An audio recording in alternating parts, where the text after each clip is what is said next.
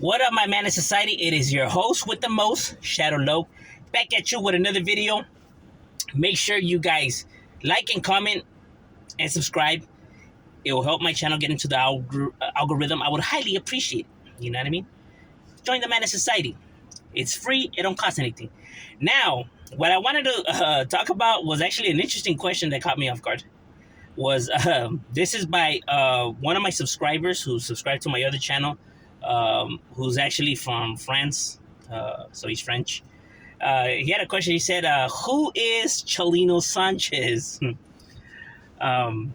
He was curious and everything like that because he hears a lot of Mexican people bring up his name, and he was like, was he a gangster or a mobster? Who was he? So I decided to do this video right here since in this channel we talk about anything and everything. So who was Chalino Sanchez? Chalino Sanchez was Rosalillo Sanchez Felix. He was born in Sinaloa, Mexico. He was born, in a small town with his father, his mother, and his 8 siblings. So he was one out of 8 children. And when he was young, his father got killed. You know what I mean? His father got murdered. You know how it goes. So the mom had to raise all the kids by herself, and you know how that goes. You know what I mean?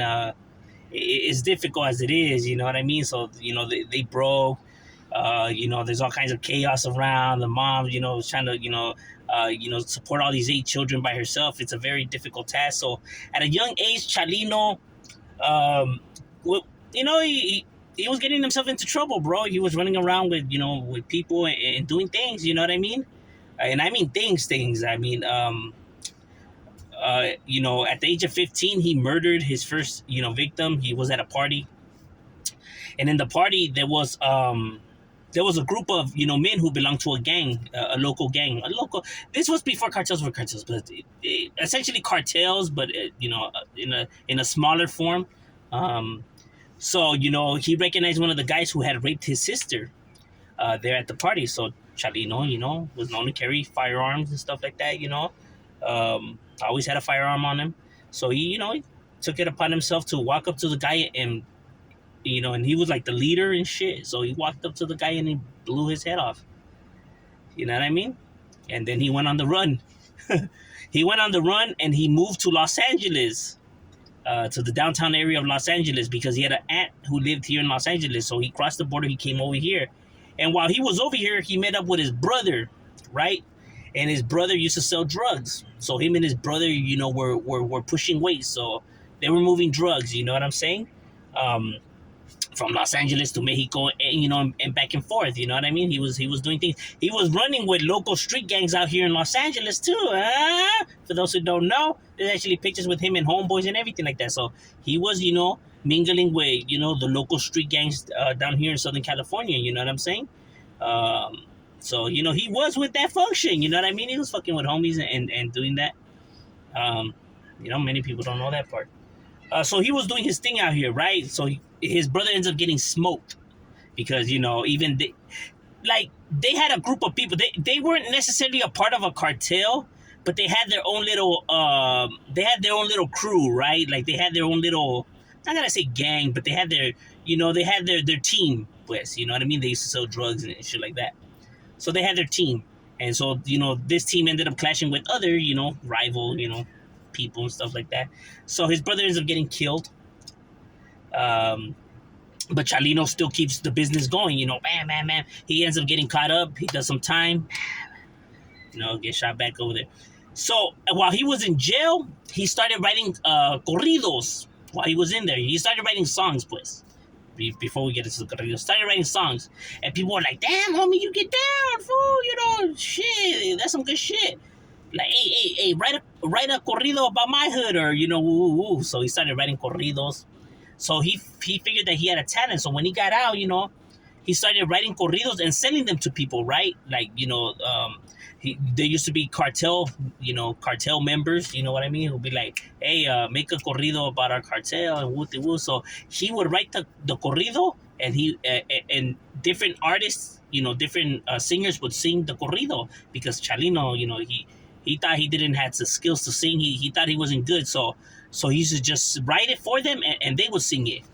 But then he would notice that people started changing like the verses. They would change the stories and implicate their own words and pretty much fucking up his corrido, you know. So he got irritated of people doing that.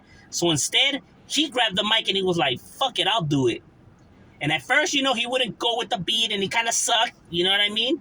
But you know, practice makes perfect, you know, perfection, you know. So he would keep practicing until he achieved the status that he achieved. You know what I mean? You know, he obtained the title, the legend that he is.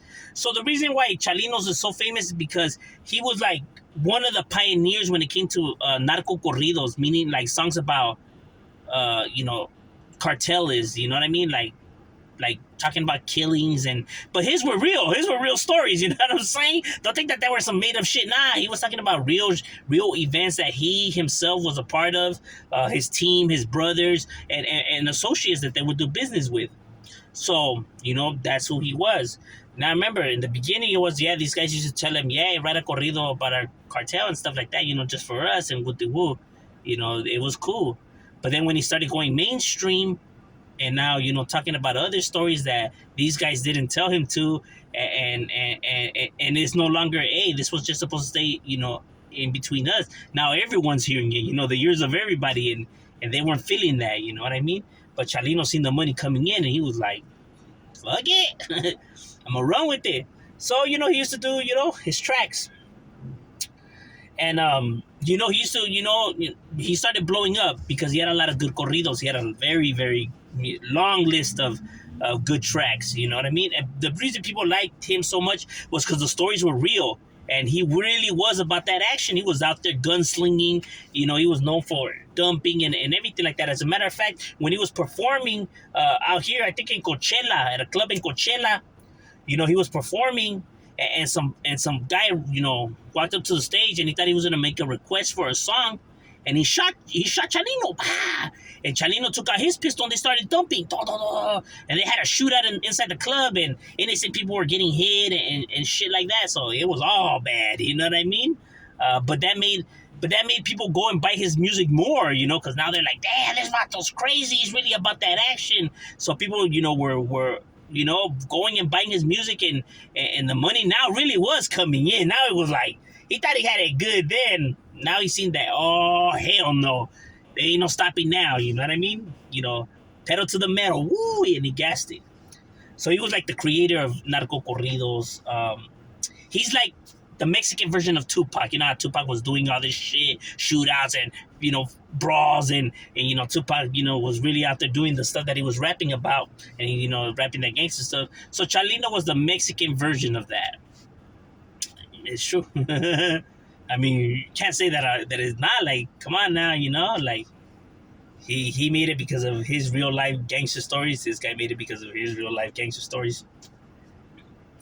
You know, their lives could parallel against each other equally because they both suffered the same outcome at the end. You know, Tupac going out the way he did, and Chalino going, that's what it is, bro. You're putting yourself out there like that and really about that action and stuff like that, you're going to make a lot of enemies. You know what I mean? So, anywho, you know, so Chalino, you know, he was doing big things. So he was performing now at, he was performing in Mexico now. You know, he was giving a performance. And while he was on stage, there's footage of this. While he was on stage and performing, somebody gave him a letter. Somebody from the audience gave him a letter. And, you know, you can see in the footage, he reads the letter, and he looks around, you know, and I guess in the letter it said, you know, for him to stop the music, for him to stop performing, and to cut it, you know, and if not, he was going to get smoked. So, you know, he sees the letter, he looks around in the audience, he looks at his main man, you know, his boy, and he's just like, well, fuck it, you know, and he keeps singing. He keeps performing, you know what I'm saying? He was like, oh, shit, this is what it is. You ain't gonna get me to stop. You fucking lost your mind. So then while they were leaving the, you know, the performance, him, his brother, and his team, you know, his homies, because like I said, he didn't belong to like no cartel, but he had his team, and they were strapped and everything.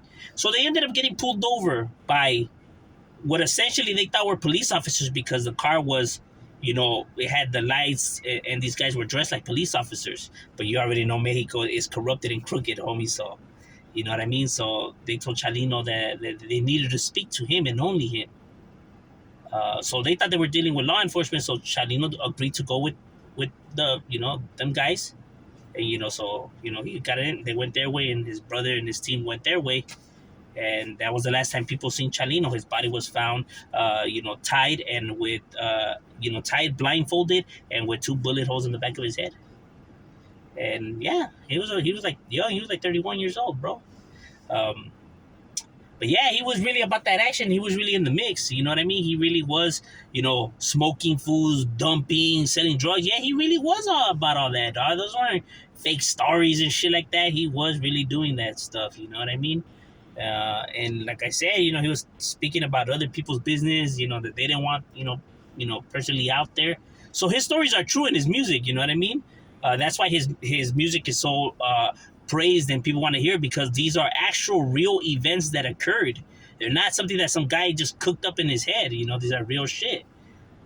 You know how people like, that real shit. So Chalino really was about that action in that business. You know what I mean? It's sad because he died young, and he left behind, his wife. He had 2 kids. He had a daughter and a son. His son ended up becoming a music artist himself too at a very young age. But he didn't get murdered. See, he passed away. I know people are saying that he got killed. Bullshit. He was with his manager and the people that he records the music with. They were driving, and it was a car crash, bro. But since his dad got killed by cartel members, and potentially law enforcement was involved. So now that the son dies, they're like, for sure it's connected. Like, couldn't it just be an accident? Accidents do fucking happen. Not everything's connected. Yes, is there stuff that's connected? Simon. And then there's other stuff that just happens, bro. But you gotta look at the events for what they are, bro. Not everything is connected and tied together. I know people would like to think so and stuff like that. People's imagination sometimes runs too wild. It's good to question stuff, but you gotta know when you gotta know when it's appropriate and when stuff makes sense and when it's just, bro, it's clear as day it was a fucking accident. Dog, nobody, I don't give a damn who you are, could strategically map it out and plan it out for it to look like a perfect fucking car accident, bro. Nah, y'all ain't that skillful. Relax. Fucking MacGyvers. But that is who Chalino was, you know what I mean? He was the Mexican version of Tupac, pretty much. Tupac before Tupac.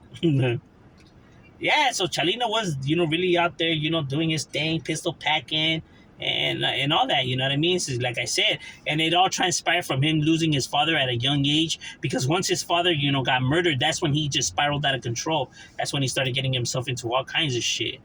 And that's what I say, as a young individual, you just don't know how to deal with these emotions and anger, and especially, you're going through puberty, and you get all these new thoughts now, and you just don't know how to deal with it all, you know what I mean? It overwhelms an individual, and lashing out is the only way that they could feel some type of relief or anything, you know what I mean? Because when you don't have a person there to properly guide you and stuff like that, you will spiral out of control. And Chalino being no different. It's not just here in the United States. This shit occurs all over the world. You know what I mean?